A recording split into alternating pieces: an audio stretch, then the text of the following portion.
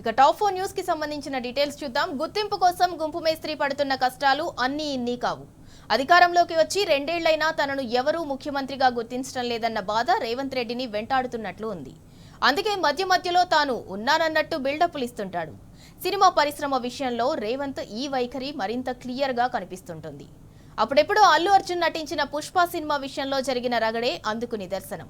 ఆ సినిమా ఫంక్షన్లో ముఖ్యమంత్రి అయినా తన పేరును గుర్తు పెట్టుకోలేదన్న అక్కసుతో సంధ్యా థియేటర్ ఇష్యూను అప్పట్లో రాద్ధాంతం చేశాడు గుంపు మేస్త్రి. తాజాగా ఇప్పుడు సినిమా పరిశ్రమపై మరోసారి తన అక్కసును వెళ్లగక్కుతున్నాడు.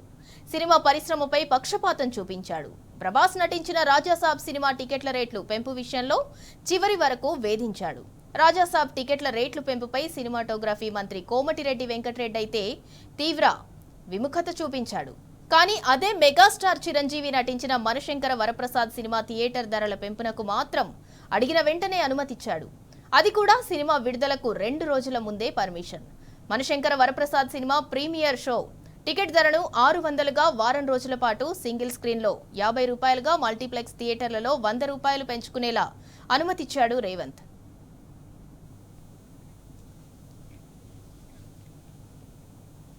ఇక ఇదే అంశానికి సంబంధించి మరింత సమాచారం మా ప్రతినిధి కిరణ్ అందిస్తారు. కిరణ్, సినిమా మంత్రికి తెలియకుండానే జీవోలు విడుదల చేస్తున్నారు. రాజాసాబ్ మూవీని కావాలనే టార్గెట్ చేశారు సీఎం రేవంత్ రెడ్డి అనుకోవచ్చా?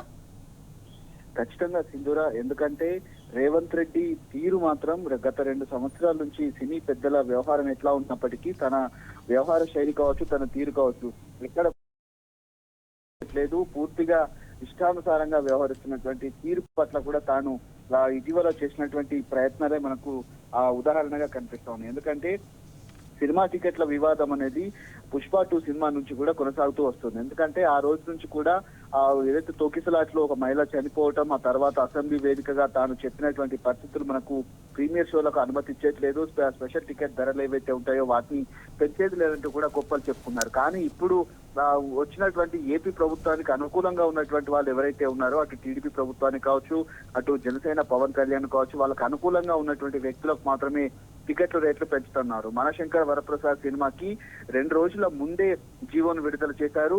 మరోవైపు ఏదైతే ప్రభాస్ నటించినటువంటి సినిమా కూడా, ఏదైతే రాజాసాబ్ సినిమాకు గత సినిమా రిలీజ్ అయ్యే వరకు కూడా తాను చూశారు, టికెట్ల రేట్లు పెంచుతారేమో అని కూడా అనుకున్నారు. కానీ ఆ సినిమాకు టికెట్ల రేట్లు పెంచకపోగా కొంత పక్షపాత వైఖరి కూడా చూపిస్తా ఉన్నారు.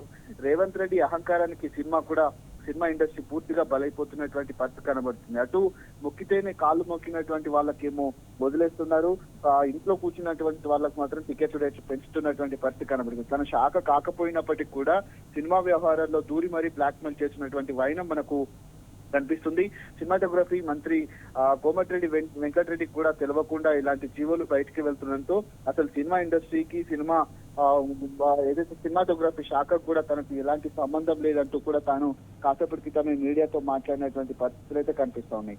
ముందు నుంచి కూడా తమ శాఖల్లో చేసేటువంటి పనులు కూడా ఎక్కడ కూడా పనులు చేయించకుండా కేవలం రేవంత్ రెడ్డి సొంత పోకడులతో తానే అన్ని శాఖల మంత్రిగా, ముఖ్యమంత్రిగా వ్యవహరిస్తున్నటువంటి పరిస్థితి ఇటీవల కాలంలో కనిపిస్తోంది.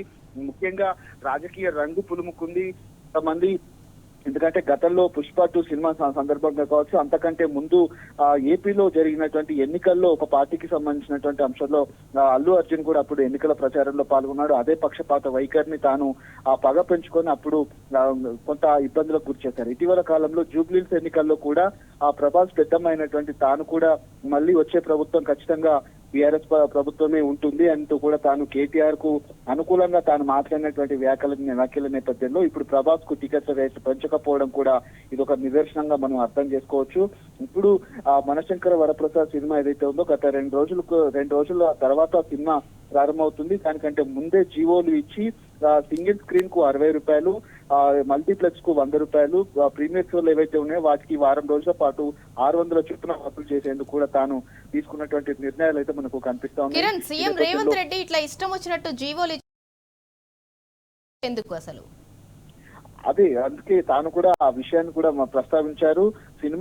సినిమా ఇండస్ట్రీలో జరుగుతున్నటువంటి వ్యవహారాలు తనకు వచ్చి తనతో మాట్లాడేటువంటి ప్రయత్నాలు అయితే సినిమా ఇండస్ట్రీ పెద్దలైతే చేస్తా ఉన్నారు. కానీ తన దగ్గరికి రావట్లేదు, తన కనీసం ముఖం కూడా చూడట్లేదు, తనను ముఖ్యమంత్రిగా గుర్తించట్లేదని ఆ అక్కసుతో తాను ప్రవర్తించుకున్నటువంటి పరిస్థితి అయితే మనకు కనిపిస్తుంది. సినిమాటోగ్రఫీ శాఖ మంత్రికి తెలియకుండా జీవోలు వెళ్తుండడం పట్ల కూడా తాను కొంత వ్యతిరేకత అయితే తాను కాసేపటి క్రితమే మీడియా ప్రమోషన్ లో వెల్లడించారు. Right, thank you Kiran.